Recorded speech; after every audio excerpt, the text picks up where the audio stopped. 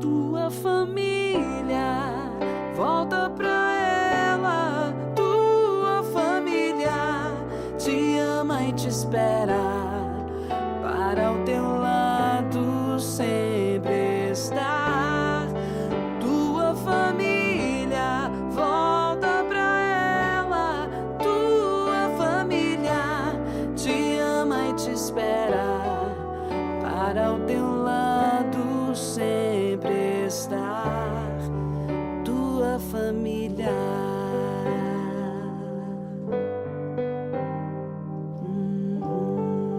O Senhor esteja convosco. Proclamação do Evangelho de Jesus Cristo segundo Mateus.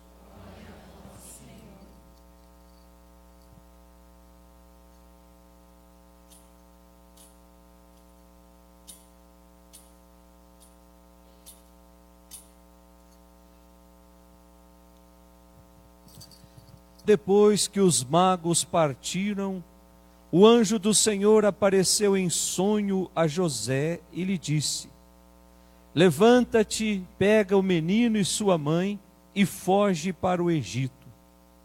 Fica lá até que eu te avise, porque Herodes vai procurar o menino para matá-lo. José levantou-se de noite, pegou o menino e sua mãe e partiu para o Egito.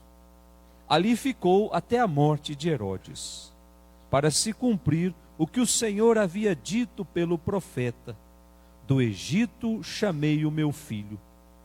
Quando Herodes morreu, o anjo do Senhor apareceu em sonho a José no Egito e lhe disse: levanta-te, pega o menino e sua mãe e volta para a terra de Israel, pois aqueles que procuraram matar o menino já estão mortos.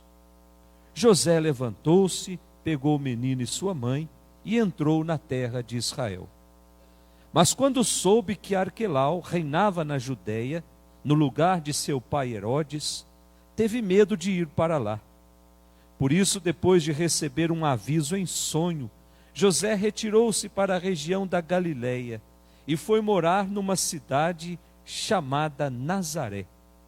Isso aconteceu para se cumprir o que foi dito pelos profetas: ele será chamado Nazareno. Palavra da salvação.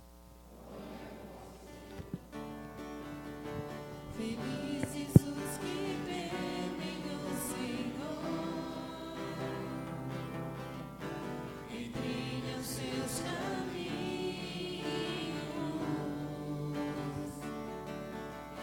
Felizes os que temem o Senhor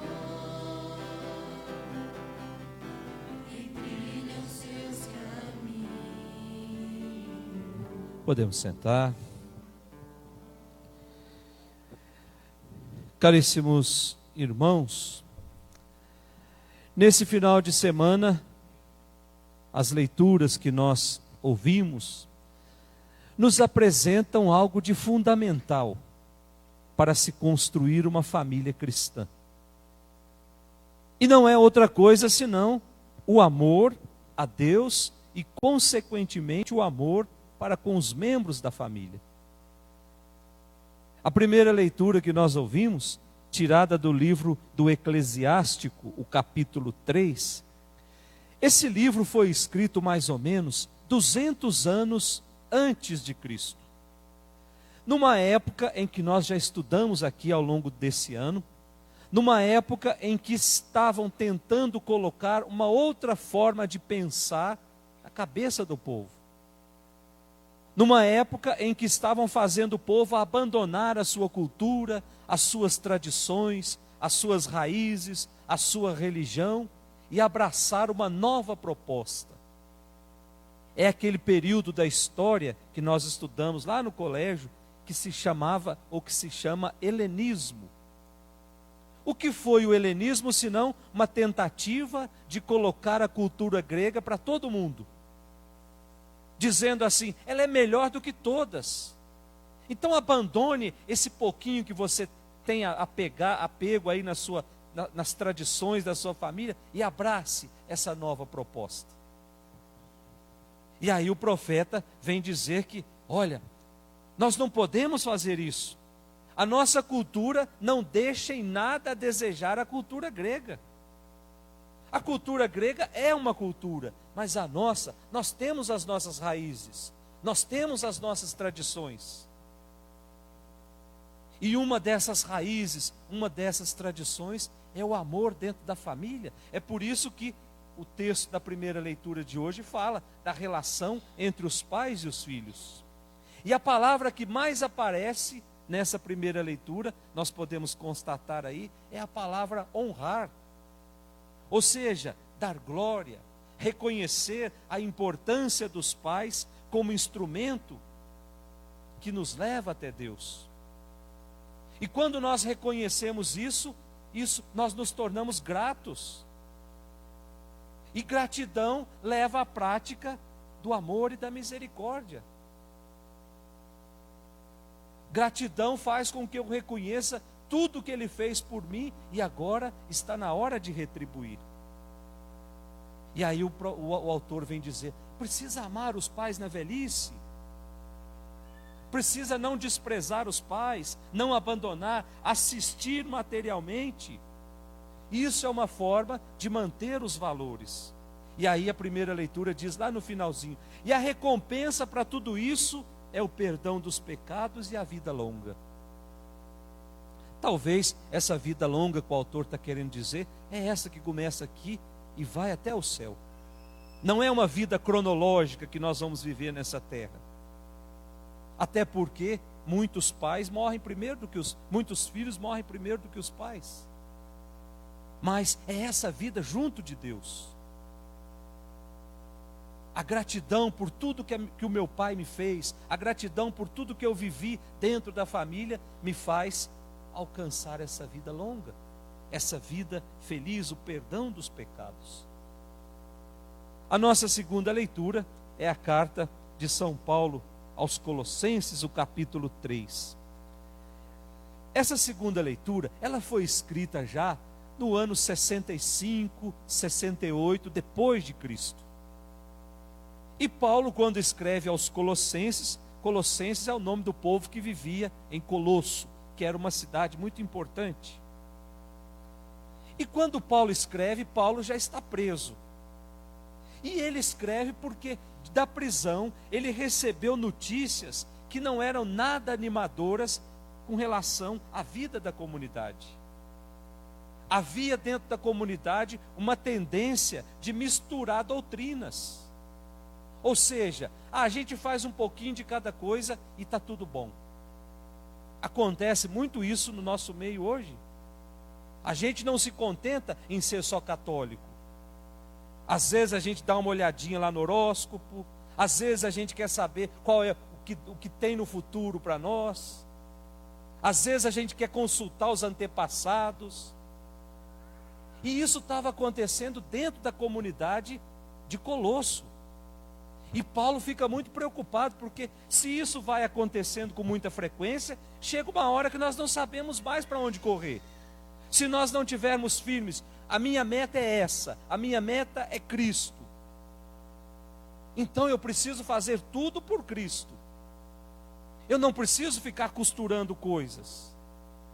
Só Cristo basta na nossa vida. E aí o texto da segunda leitura de hoje, Paulo diz que a união com Cristo, ela traz consequências na minha vida no dia a dia. A união com Cristo me faz abandonar as práticas do homem velho, do homem de pecado. A união com Cristo me faz revestir de homem novo. E esse homem novo pratica misericórdia. Esse homem novo pratica a mansidão, a bondade. E isso tudo reflete dentro da família. E ele conclui dizendo: mulheres, respeitem os seus maridos. Maridos, amem as suas esposas. Filhos, obedeçam os pais. Pais, não sejam excessivamente severos com os filhos. E aí nós não podemos confundir. Não ser excessivamente severo não é deixar de impor limites. porque isso faz com que a gente crie monstros dentro de casa. Precisa impor limite, sim. Ah, padre, mas eu sou o melhor amigo do meu filho. E quem disse que o seu filho quer você como amigo? Seu filho quer você como pai, com toda a bagagem que um pai traz. Amigo ele vai encontrar, até porque amigo muitas vezes acoberta coisas. Nós não somos melhor amigo dos nossos filhos. Nós somos pais, mães. E isso faz com que eu imponha certos limites, com que eu não deixe as coisas acontecerem. Até porque, eu me lembro de uma história que aconteceu comigo, lá no meu primeiro ano de padre, quando eu fui benzer uma casa, que tinha lá um menino que não deixava eu fazer nada. Eu começava a oração, o menino começava a gritar, dizendo que não era para rezar naquela hora. Eu fui jogar água benta, o menino foi atrás e me tomou o negócio de água benta, dizendo que não era para jogar água benta. E aí puseram uma mesa de café, eu já estava perdendo a paciência já. Puseram uma mesa de café, e aí eu fui tomar o café, o menino tomou uma xícara, dizendo que não era para mim tomar café. E aí o pai do menino veio dizer assim, nossa, como é que ele tem intimidade com o padre? Eu falei, intimidade, uma ova. Esse menino vai colocar, vai escolher o melhor asilo para te colocar. Porque você não põe rédeas, não põe limite, deixa fazer o que quer na hora que quer. Então, não é, o que o São Paulo está querendo dizer, não é isso, gente. Não ser excessivamente severo, não é deixar de impor limite. Precisa impor limite, sim. Tanto na adolescência, na juventude e até depois de velho, se ainda estiver morando em casa. E por fim, o nosso evangelho de hoje, o evangelho de São Mateus, o capítulo 2, essa família nunca mais me convidou para ir na casa dela. Depois, o nosso evangelho, o evangelho de São Mateus, o capítulo 2, nos apresenta uma catequese bonita sobre Jesus e a sua missão. A missão que Deus confiou para Jesus. Mas, sobretudo, mostra o quadro de uma família exemplar. Uma família a família de Nazaré. E nós podemos observar coisas importantes nesse evangelho de hoje. Primeiro, trata-se de uma família onde existe amor verdadeiro. José cuidava do menino. Maria cuidava de José, cuidava do menino. José cuidava de Maria. Ou seja, uma família onde existia um amor verdadeiro. Uma família onde existia solidariedade entre os seus membros. Mas tem uma coisa muito importante, é uma família que escuta o projeto de Deus. É uma família que segue a proposta de Deus com absoluta confiança. Eu não sei se vocês perceberam, mas José foi guiado só por sonho. Portanto, confia em Deus. Quando o anjo vai até José e diz, você precisa ir para o Egito, porque Herodes quer matar o menino. Vocês sabem dessa história, né, gente? Herodes ficou sabendo que viria um outro rei, ele ficou furioso, mas fingiu que estava contente, até pediu para os magos, quando vocês encontrarem, vocês voltem aqui e me digam para que eu possa ir lá também. Só que os magos voltaram por outro caminho. E aí Herodes ficou furioso, e aí como ele não sabia quem era o menino que tinha nascido, o que é que ele fez? Ele pediu que matassem todas as crianças de 2 anos para baixo. Foi aquela matança só. Por isso, José teve que fugir para o Egito. É aquela festa no dia 26 que a gente celebra dos santos inocentes, que morreram por Jesus. Crianças de 2 anos para baixo foram todas mortas. Por quê? Porque Herodes queria encontrar Jesus. Portanto, já doaram as suas vidas por Jesus. São os mártires. Mas, aí, José vai com o menino e Maria para o Egito. Passado aquele tempo, eles retornam, mas no coração de José ainda existia medo. Mesmo o anjo dizendo para ele, pode voltar. Mas, diz o evangelho que Arquelau, que era o filho de Herodes, estava reinando no lugar do pai. Certamente não queria perder o seu trono. E não iria perder, porque o reinado de Jesus não é o reinado de Herodes. O reinado de Jesus se exerce pelo amor, não é pela força, não é pelo poder das armas, mas é pelo amor.